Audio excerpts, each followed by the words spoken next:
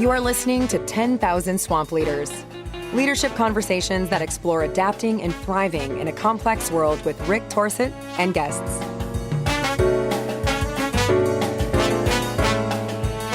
Hi, everybody. This is Rick Torsett, and this is 10,000 Swamp Leaders. As you know, if you're a regular listener, this is a place where we have conversations with people who have made a decision to raise their hand and choose to lead on some challenges that civil society faces, that the world faces, and their pursuit is to see if they can make an impact for the common good. I say this all the time because it's always a pleasure to have any guest on, but today's a little different for me. I have a friend of about 30 years named Tom Tyner. Tom is a neighbor in our community of Bainbridge Island where we live. He is the legal director for the Trust for Public Lands, which is a national non-for-profit conservation organization based out of San Francisco. Tom is their legal counsel working for Trust for Public Lands on projects all over the country, for that matter. And I've come to learn a bunch of things about Tom that I did not know in the 30 years we've known, because we don't usually talk about work. So we're going to get into some of that stuff. So first of all, Tom Tyner, it's so good to have you on the podcast, 10,000 Swamp Leaders. Thank you for coming here. Well, thanks for having me, Rick. It's great to be had. Okay. All right. So there's a bunch of stuff to get into here, but I want you to have a chance to tell people what it is you think is useful for them to know about you as for context purposes. And then from there, we'll go into some detail. So it's all yours. Well, I'll keep this short and sweet and simple because my life is sort of short and sweet and simple. I had a very middle-class upbringing, was an English major in college, went to law school, not because I had a burning desire to be a lawyer. In fact, I didn't even know a lawyer. I'd never met a person who was a lawyer when I applied to law school, but I had an English degree and didn't know what else to do with it. And so the law sort of interested me, and I went. Got my first job out of law school working for a bank as a transactions lawyer, which was a great training ground, but it never really fed my soul, you might say. Drafting loan agreements for big companies and banks didn't really get me too excited, but it gave me a lot of good training. And at some point, I kind of made the decision that I wanted to do something in the law that was more satisfying to me personally, kind of met with my personal interests and goals, and sought out a job working for a nonprofit conservation organization. And that's now almost 30 years ago that I've been with them. And I've never regretted a day that I made the switch from being a banking lawyer to being a conservation lawyer. That's who I am. And I won't go into detail about, my kids and dogs and living arrangements, but unless that's critical. Well, it might pop up in our conversation, but we'll leave it for that moment spontaneously. But it's interesting to me because the name of the podcast, Swamp Leaders, comes from a quote by a guy named Donald Schoen, who was an organizational development scholar at Harvard. And he wrote a book, and inside the book, he talks about the choices that people make, oftentimes, not everybody, but choices that some people make somewhere in the age of about 30, 35, where they decide that they'd rather spend their time working on problems that he calls ill-formed and ill-defined. And he goes on extensively about this choice that they make. He says at the end, and when they make that choice, their life turns out different. And so it struck me that I know you spent 11 years in a big bank, and then you made this choice to go to the Trust for Public Lands.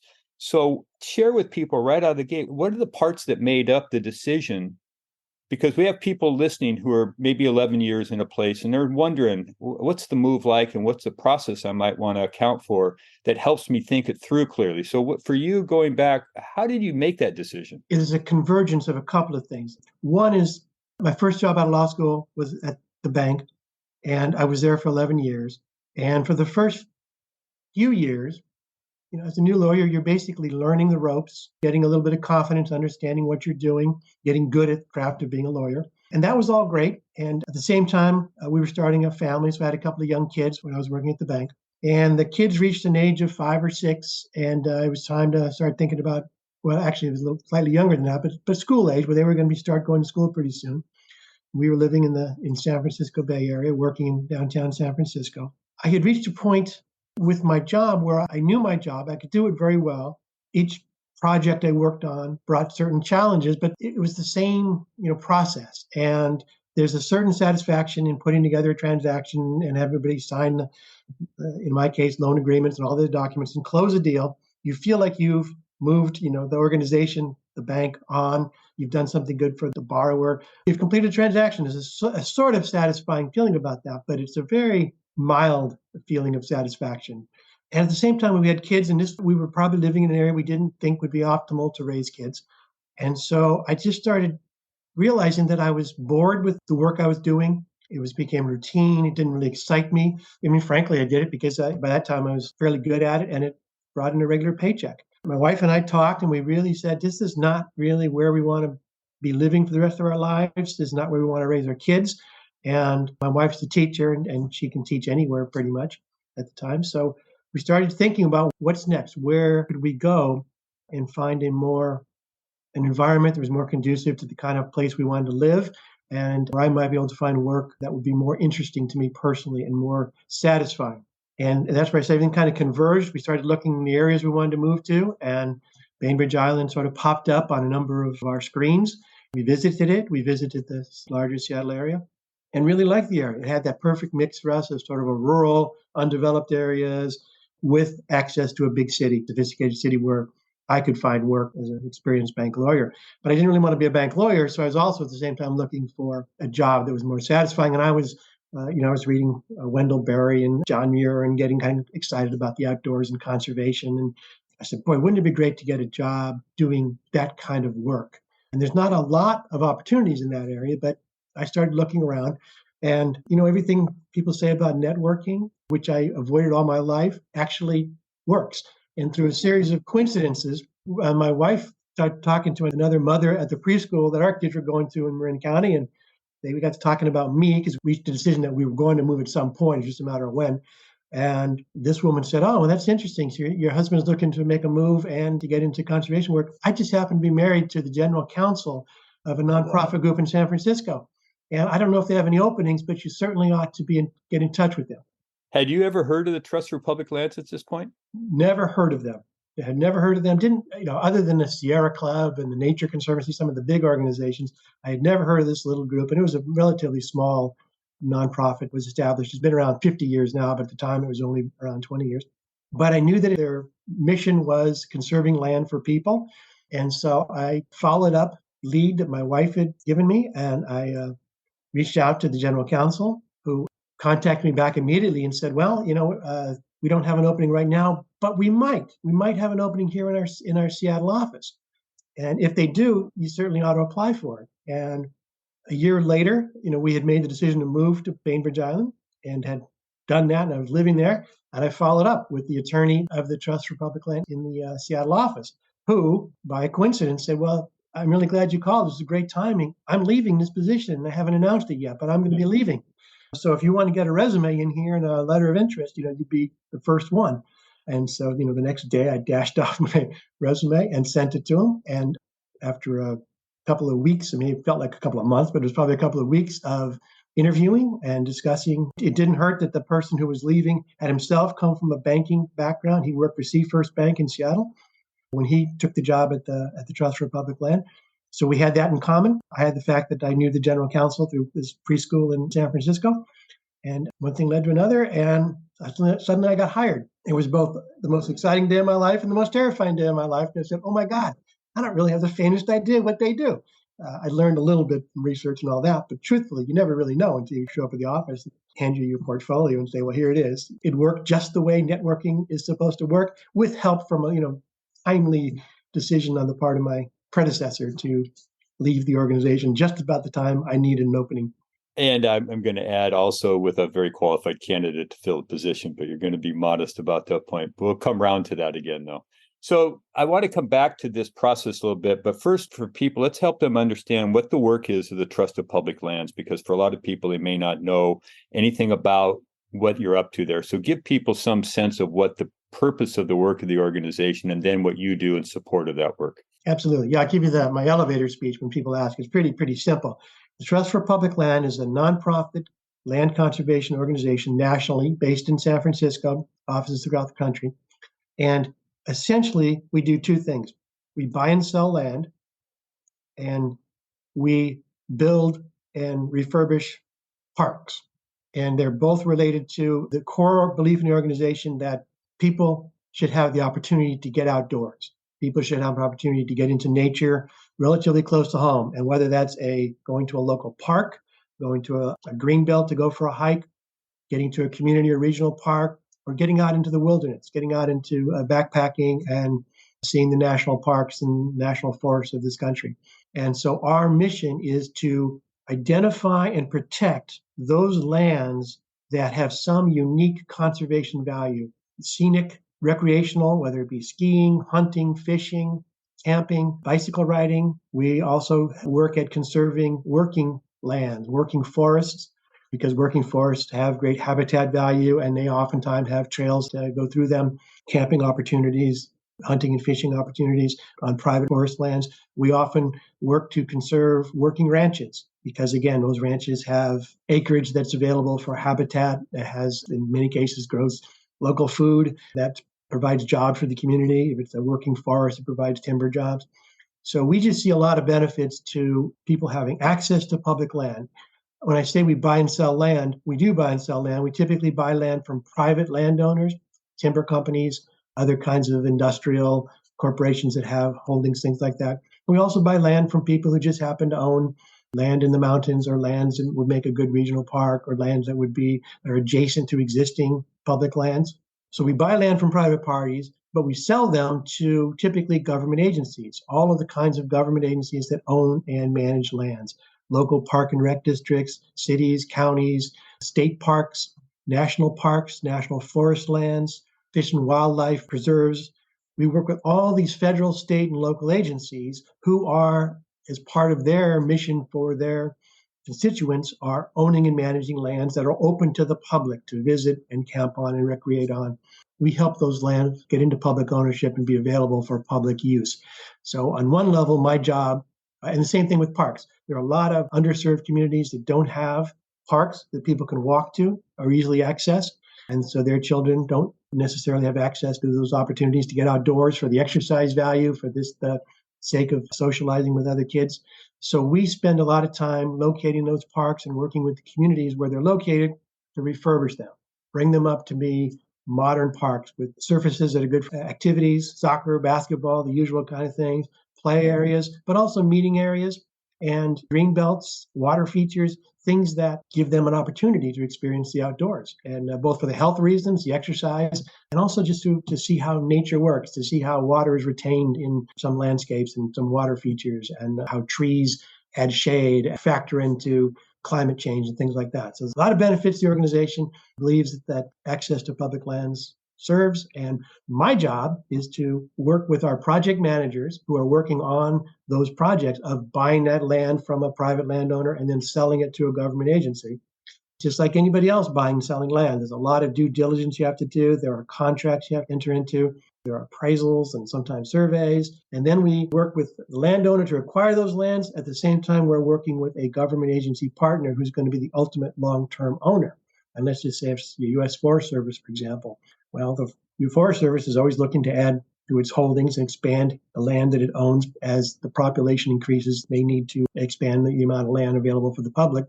But when land is available that they have on their wish list of lands they'd like to acquire, they don't always have the funding. They never have the funding, in fact, because they get funding appropriated by Congress. It's just like towns get their money appropriated by the city council, and it comes on a yearly budget.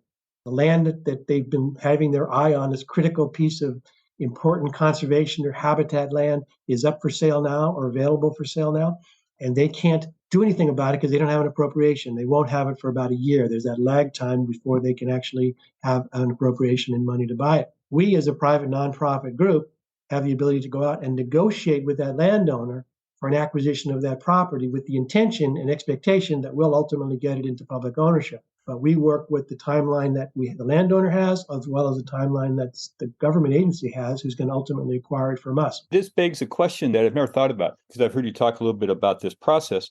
Does TPL have a campaign to get contributions or people who are going to endow the organization with money so they have the liquidity to do some of these transactions? Or how does that work in this process? With us, it works a couple of different ways. We are a 501c3 nonprofit organization, so gifts to the Trust for Public Land are tax deductible. So we have a robust private philanthropy part of the organization, fundraising professionals who seek donations from individuals and from foundations, and that's a big part, not the biggest, but it's a big part of our operation. We also apply for grants from large foundations, the Ford Foundation, all the big foundations, and many of whom make grants to conservation or natural resource types of organizations. We also have access to, like any other business, lines of credit. When we need money to buy land that we're going to have to hold for a little while before we'll be able to sell it to the government agency before they'll get their funding, we do have access to both reserves and to lines of credit with our commercial banks that we can borrow money. We try to avoid that as much as possible. We try not to use our own money like any good nonprofit and keep our costs down by timing our purchases and our acquisitions whenever possible to occur concurrently. So the day we buy the property, we're selling it to the government agency and they're funding our sale to them. And then we turn around and that money flows right back through the transaction to the seller from whom we're buying the property. And about 80% of our deals close that way so that we're not using our own money unless we need to do so to buy and hold the property for a period of time. Let's give listeners some stats. How much land over X period of time has the Trust for Public Lands facilitated to turn into these varying forms that public has access to? What can you tell them about this? Because pretty impressive numbers. Well, yeah, the numbers are very impressive, and I should have them at my fingertips. But we, as an organization, we close transactions involving a purchase and sale of land into public ownership. We do organizationally maybe, I want to say 300 or 400 transactions a year.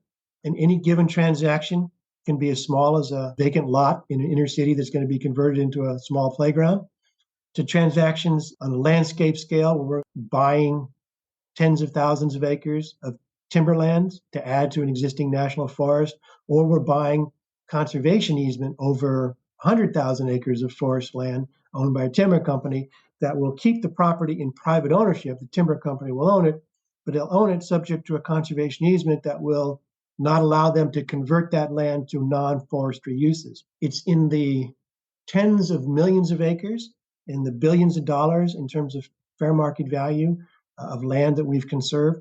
In my little office in Seattle here, I personally close about 20 transactions a year, anywhere from 50-acre regional land that's going to be a regional park to 50,000 acres of forest land in Idaho or 100,000 acres of forest land in Oregon. It's pretty plausible that a lot of people in this country are visiting and experiencing parks and varying green belts and trails and stuff that one way or the other has the fingerprints of the Trust for Public Land on it, I would think. And it'd be unlikely if anybody who's gotten outdoors to a park or a national park or a wilderness area hasn't set foot on some land that we had a hand in saving. In most cases, you won't see any footprint from us. We won't see a sign up saying this was a TPL project because most of those lands go into government ownership. But some of the park work we do, if you look hard at a park in your local community, you may find a little sign that says this park was, created with the support and help of the Trust for Public Land. Let's link back again. So you're attorney at a big bank in San Francisco. You're there for 11 years. You learn your craft about how to be a lawyer. You take a leap. You move to a place you've never been, don't know anybody. You've got 2 small kids in tow. You don't have a job. In spite of your best efforts to be a poor networker, you actually network and link yourself to a position where you end up in this organization that has this level of impact around the country. So help people understand, because we have people out there who are in some version of a similar work career path as you're describing you were in, and then they're trying to figure out how to do what you've done. So when you reflect on lessons learned on how you did that process, what advice or suggestions do you have to people who might be edging up against that line and trying to decide go, no go, et cetera? How would you counsel them if you're having a cup of coffee with them and they're wondering about this? Well, that's a really good question because I got very lucky, but there was a lag between the time that I had the contacts at the Trust for Public Land and the time the person whose job I filled left. And during that period of time, while I was in touch with them, we had already made the move when we were here. We were living on Bainbridge Island. And so in the interim, I took some part-time jobs for a local attorney on the island who was doing insurance defense work about which I knew nothing, but I learned a little bit about that. And so I was working part-time for him. I also took a part-time job working in the evenings at a pizza restaurant that was owned by a former Bank of America, is another connection, a former Bank of America banker who I didn't work with, but when we found out we both worked for Bank of America and he found out that I was making this transition and had some free time on my hands while I was looking for a permanent job, he offered me a job working in his pizza restaurant. And so I took it. So I was working the evening, making, a little hourly wage. All the time I was looking for other jobs and doing this other part-time legal work. So there was a period of time there where we looked at each other and said, maybe we were a little hasty in the timing of this move, and we should have not made the move until one of us had a full-time job lined up. So if I had to do it again, that's probably just because I'm generally conservative by nature, I would not have made the final decision to leave my previous job and make the move to my new community where we're living without having the job I wanted lined up and walked right into. However, having said that, we made the move. We rented a house and basically used the proceeds from the sale of the house we had sold when we left California to get us through the first months in the first year while I was working part-time. When I got the job, of course, everything turned out to be fine at that point, but for a while there, it didn't look like it was going to be fine. It looked like we were really going to be getting to the point where how much longer could our money last before it started to get a little bit desperate. And so that was lucky in that sense.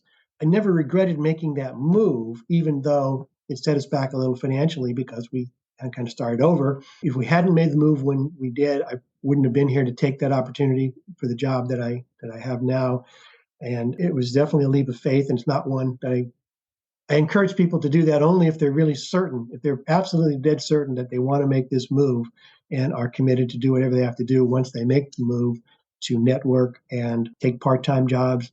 Maybe not the job that's going to be your permanent job, but find something that you can do to make ends meet for a while and to be prepared to deal with a little fear and anxiety while you wait to see how things are going to work out. Because you're drawing a line under the kind of transition in careers, meaning you could have been approached by a search consultant representing another bank doing the same kind of legal work you're doing in the bank you're in for more money. Maybe it's in a different location. You got to move out of California. That transition is a geographic transition, but you're making that move based on a high degree of similarity of the work. So the transition adjustment for the family is contextually positioned and also smaller.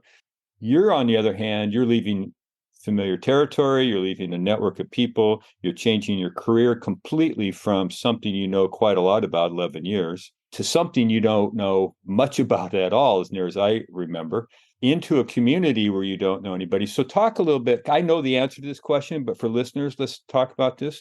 I know that where you landed communally wise on Bainbridge Island has had a very positive support structure for the transition for your family from California to here and also for you work wise. So talk about the degree of value that you've learned from that you might counsel people on, and because I think that's a thing people can forget about in a transition. You're absolutely right about that. We were very sure that we wanted to make a transition, and we found the geographic area we wanted to make it to. We didn't know anybody, but we were absolutely confident that this was the right place for us. I felt that way driving onto the island for the first time. We had rented a house. I drove up, brought the dogs with us, sight unseen. I walk into this rental house. And the minute I got to the house, I know this is the right place for us. This is where we want to be. I never had any doubt that that was the right decision. Even during the next series of months when we began to get to know people in the community, and that reinforced we were in the right place. But the job search was going slowly, and that created a lot of sort of fear and angst. But we never doubted that we'd made the right decision for ourselves and our family, and very quickly got connected with a group of friends, including you, of course. We knew that kept us grounded and said, this is the right place for us. This is exactly what we were hoping to find. This is the kind of people we were hoping to meet when we got up here. These are the kind of schools we want to attend. It was so clear that we were in the right place that even the fact that we were sort of spending down our savings and our money, the trepidation that caused was less than the certainty that we were in the right place. And just professionally, I didn't know how long I could continue to legal work for an organization where I just didn't feel passionate about it at all. It was very routine. I could see myself, sort of becoming a different kind of person if I continued in that job. Not a bad person, but I just would not be a very satisfied person. And I always wished that I had made a different decision, that I'd gotten out of being a bank lawyer.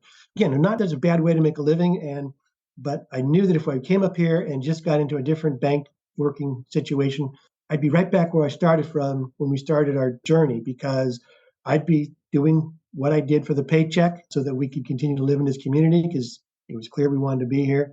But I would not have been particularly satisfied. I would have been bored.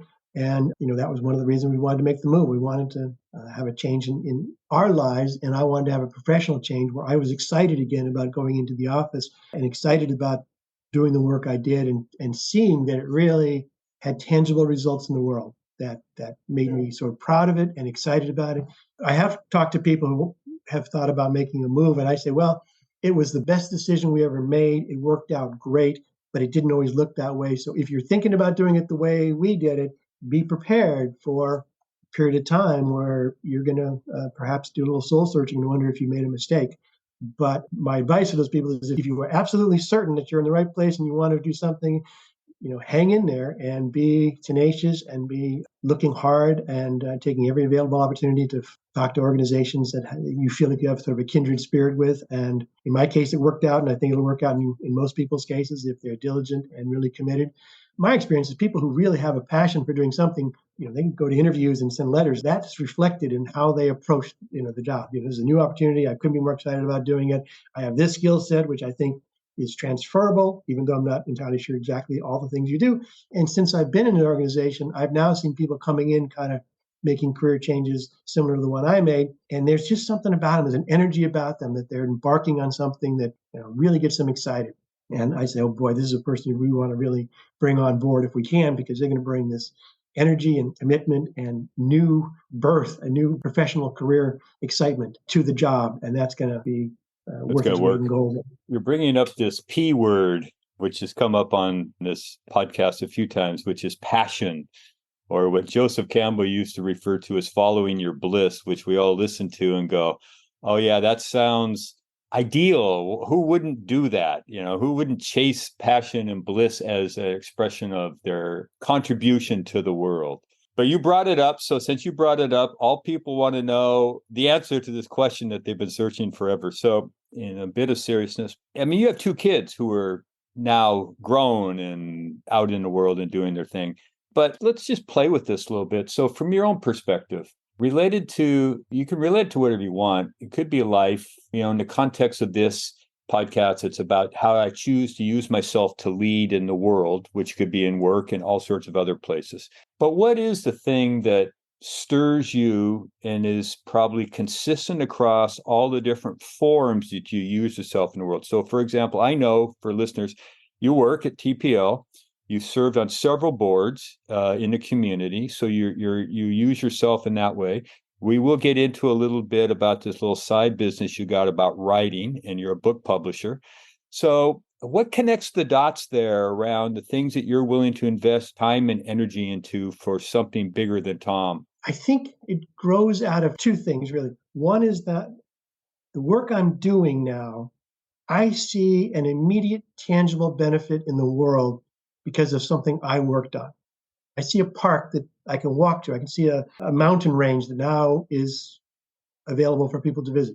It's physical. I can go there. I can stand on it. And even we've done some projects here on the island. I can go stand on Pritchard Park, which was a project that I worked on. And it's just down the street from me. There's a real sense of accomplishment and pride that comes with that. And even the projects I don't see, I've done work in projects in Alaska, and I did a project in Puerto Rico, and I do projects all over Idaho and New Mexico. I'll never see some of them, but I know that there's someone like me, and there's some person out there is now walking on that land saying, oh, this is terrific. We've wanted this to be open to the public forever, and now it is.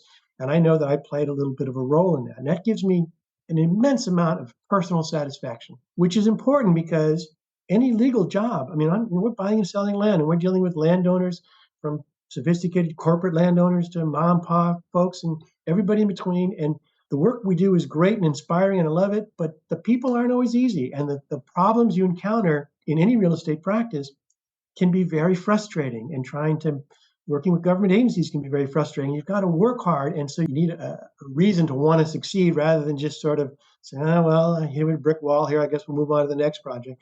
And that drive to, at the end of the day, be able to sort of put a little flag on a map somewhere and say, okay, one more victory for, some kid who's going to have a park to play in, and some family is going to get to go camping, and some ranch that's going to remain a ranch rather than become a bunch of homes, fourth homes for billionaires. You need that to get through any kind of a work environment because there are going to be days when it's just no fun. We just have days where everything seems to go wrong and problems pop up.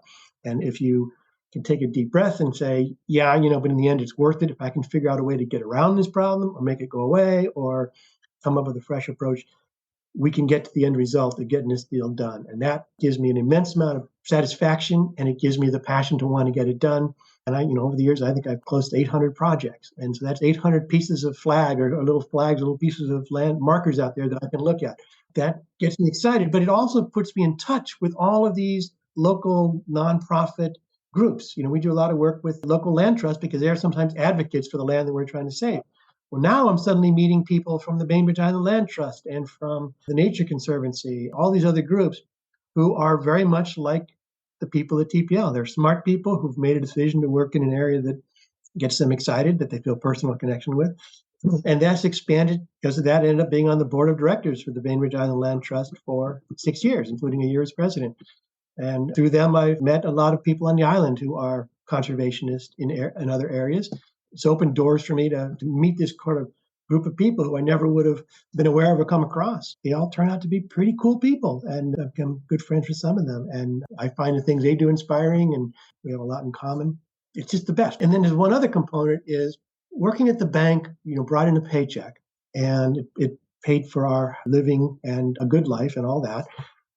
But it didn't really sort of feed my soul. I use that term. Now the work I do really does feed my soul. It makes me feel good about what I've done, even on a long, hard day. When I've put in a hard day, but I've done something that's energizing and feels good, I'm not ready to shut down. I'm ready to quit my work, but my mind is going and I've got energy to do something else. And that's what's led me into do some of the things I do on the side, like writing. I find that I have energy and I want to do something. So I sit down and I write a little something and write a little essay or write a little funny story. At one point, I said, boy, I've got quite a collection here of these funny little stories. I wonder if the local newspaper would be interested in running them. And I followed up on that. And sure enough, they said, these aren't bad. We'll run a couple of them. And if the public doesn't, scream too loud, we'll run a few more. That's been a 20-year gig for me now, writing a humor column for the local paper. I never would have dreamed of doing that back when I was a bank lawyer. It just didn't seem like something that I would have the time for or the energy. And frankly, at the end of a working day at the bank, I was just done using my brain. And now when I'm done with my TPL work, I'm just sort of beginning my day, and I read something, write a funny column, do something else. And it's opened doors for me that I never would have opened if I wasn't doing something. Open doors inside yourself. Inside of me that I just might have been there, but they were, doors that I thought were going to be shut because my life was something else. Now I feel like possibilities are endless. If I had the stick-to-itiveness, I could write a book. I don't think I've got it in me to write a book. I think I'm a column guy, but nevertheless, I could. And it's a door that I now know I have the potential to pursue that if I want to. That's a great feeling. I'm no longer looking at work as what I do during the day and what I do outside of that. Beyond that is eat, watch television, go to bed. I now think that I've got paths that are open, things I could do, hobbies I could take up in the future and pursue.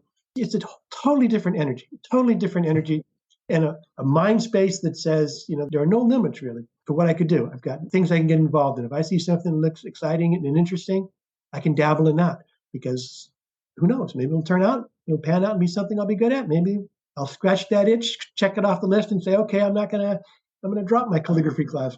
For all listeners out there, I'm going to say, because I have vast experience with Tom in this, he carried this to the extreme and took up golf and all that stuff he said about how it gives you energy, and that he's still pretty much an average golfer like me, but we enjoy each other together in that endeavor.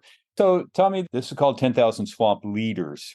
And as you know, and we discussed in the run up to our conversation doing this, that my view is, and it's not a view that I created, it's a view I share with a lot of people who spend a lot of time trying to understand this weird concept of leading, which is one of the ways that leading is defined is it's a choice in an activity rather than a position, meaning that you could look at the TPL org chart and the map is really a map of authority because each position comes with certain responsibilities to do certain things. But if you leave TPL tomorrow, somebody replaces you, you don't get that authority. It stays in the position. Whereas leading, on the other hand, can come from anywhere and anybody and usually does. So it's from that point of view that the podcast is oriented. So from your standpoint, the first question is, independent of what I just said, What's your definition of leading? That is a good question. And I think I have in my tenure, well, both at Bank of America and at the Trust for Public Land, I filled positions of management. I'll say management, not leadership, because on the org chart, I had legal assistants, junior attorneys who reported to me, as many as 4, 6, 7 at a time. Now I've got one, and it's a woman in our Bozeman office who, while she reports to me, she's smarter than I am. She's better at what she does than I am, and it's absurd to think that I manage her. I lead her. I certainly manage her on the organizational chart sense of it, but we are peers in every way otherwise. But so for me, I certainly don't attach leadership with positions in an organization. We have senior leadership at the Trust for Public Land. In the 30 years I've been here, it's changed dramatically, and there's virtually no one there now who was in that position when I started. Some of them have been great, inspirational. Some of them I was good friends with. Others I never quite understood what their agenda was, what they were talking about, whether they really had a firm grasp of where they wanted the organization to go. And they certainly perhaps didn't have the kind of inspirational skills you want in a person who's the head of an organization. We have people in our organization, though, who don't have those titles, who are absolutely leaders, people who have been doing this work for nearly as long as I have, in some cases longer, and they've done remarkable things, landscape type projects that seemed impossible, projects that were other people had tried and failed and given up on. And those people are people that people like me look up to and we talk to from time to time and just, want to maybe have them say something or drop a little nugget on us that we're going to be able to file away and use later in our work. To me, a leader is somebody who sets an example that inspires you and makes you want to emulate them and not, copy them and be like them, but to bring to your work the same commitment and energy and passion that they bring to their work. And invariably, these people are, smart, funny, free of ego, the first to downplay what they do. I'm just, unlucky. Everybody else gets credit for what I do. I just, sometimes get it, and I don't really deserve it because I'm working with other people. And we all know those types of people who have that leadership skill deserve all the credit because deals could fall apart at any time if there's not somebody, not by being virtuous saying I'm the boss here, but by being virtuous saying I don't want this to fail, and I'm going to devote myself to making it not fail. And I hope everyone follows me and sees that I'm working hard and that I'm racking my brain to come up with solutions that allow this thing to go forward rather than raising red flags that don't need to be raised just to show how smart I am or, how what a deep thinker I am. That kind of example, setting an example, both in the work ethic, in the way they treat other people, in the way they refuse to acknowledgement for what they do or downplay their acknowledgement. Those are the people are the true leaders. They're just, and it doesn't matter what their title is, it doesn't matter what their job is really. They just sort of show me the path for how you can accomplish something and how you get things done and how you deal with that, how you react to people, how you treat people. Usually how they move through life in a community, the choices they make, and the outcomes that come from those choices, independent of people even paying attention to them. I mean, they just have a perspective on the big picture and the common good, and they're not seeking acclaim for it, but they know that their endeavors in the common good come authentically from themselves. If that's so, do you think that's possibly so? Is that possible? I think it's absolutely true. I'm going to say for the listeners, that's why I asked you on the podcast. I know you work at TPL, but I know you get on the ferry and go to Seattle almost every day, not so much anymore because of COVID, but your 30-year commitment to that speaks for itself. But in the smaller community of Bainbridge Island, I know you've been highly active in lots of different places, formally and informally. And the reputation that Tom Tyner has in this community is all the things you just described about others. I'm just going to say that for the record because I know it's so, and I can list a bunch of people who will say the same thing for me. So I'm just dang glad you're doing what you're doing. A couple more things before we come to an end here, because that is coming on to us. And you've probably done this a little bit with your kids for sure, but you spoke to it a little bit earlier. But I want you to be specific here, maybe 2 or 3 things that you have, because there are people behind us on this journey who are trying to figure out how to lead and have impact and do good things in the world.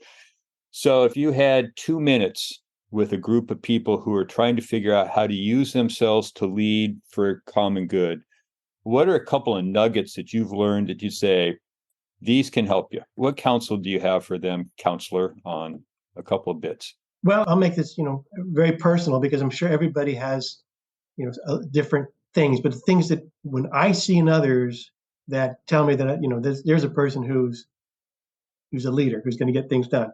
One thing is that I have found that having a sense of humor is an underrated talent and one worth developing, because there's virtually no situation that I've been in where a well-timed humorous comment, a joke, and I'm talking about good-natured, funny comment, breaks some tension, breaks down some barriers, gets people saying, these guys aren't so bad. You go from being arm's length adversarials to suddenly saying, I know this guy. He can joke about this. It breaks down barriers and it lets you take that relationship to a different level where it's just, now you're both on the same team. You're representing different sides, still have to represent their interest and all that. Your winning doesn't have to be that person losing. You can both be a winner. A sense of humor. I think there's a sort of a fallacy that leaders are people who dominate the conversation. And I think as often as not, being quiet from time to time, listening at meetings and other things, rather than interjecting every thought that crosses your mind. Let people wonder whether you're lost, you don't know what's going on, or whether you are way ahead of them, you know what's going on. And when you do say something, make sure it's worth the airtime that you're going to use to say it. Too many people feel like they have to fill every conference room or telephone with a dialogue and comments and stories or whatever. When things are going well in a meeting, I could sit there the whole time and just nod once in a while. And at the end of the day, we've accomplished nothing and I've said nothing. Later, they said, I don't know if Tyner was smart or if he was truly daydreaming, but we got where we needed to get in this meeting, and he didn't have to pound the table and try to show how smart he is or try to embarrass somebody else. So listen more than you talk. I think the people I was thinking of when you were asking me about what makes a leader, virtually everybody I know fits in that category. If they talk less, listen more. And when they do say something, it's well thought out. Sometimes it goes back and touches on things other people have said, which proves they've been listening and not just sitting there crafting their own little argument and rebuttal and then launching it into the air as a freestanding but unrelated diatribe of some type. So a sense of humor goes a long ways. Yeah, I've been in thousands of meetings with thousands of different landowners and lawyers, and the most impressive people there are the people who are normal, who make their point succinctly. They aren't afraid to inject a little humor. They aren't afraid to be human and friends with people who theoretically they're on opposite sides of a negotiation, and people who listen and clearly track everything, but save their words for when they're really needed, rather than feel like they have to weigh in on every point. There's no type. It doesn't discriminate on, on gender or height or title within the company. The most unassuming person in the room could end up being the person who everybody walks out in the day saying, wow, that person's input really got us over this impasse. And in mind with that, just being open-minded. Don't discount anybody or anything. Don't presume that when you walk into a room, you can pigeonhole people and that guy's going to be this person and that person's going to be that guy. You just never know. Just assume that they're all good people and they've got good ideas and they really want to make things work. And you'll find out soon enough if that's not the case, because there are people who are there to say no and fight tooth and nail for everything. And you go, okay, well, now I know that. But I like to give people the benefit of the doubt, assume that they're of like mind, that they want to do right by their client and would like to do it in a cooperative, collaborative way if that's possible. They're willing to get a little tougher if, in fact, it doesn't turn out to be the case. It moves life forward for me. All right, Tom Tyner, I want to thank you for making time to come into the swamp. I hope your boots are good and muddy. That's a required period to be in the swamp with us. So thank you for everything you're doing with the Trust for Public Lands. I'm personally going to say thank you for being a friend, and I appreciate your time. Thanks for having me on, Rick, and I appreciate your friendship more than you'll ever know. Thank you for listening to 10,000 Swamp Leaders with Rick Torsett. Please take this moment and hit subscribe to follow more Leadership Swamp conversations.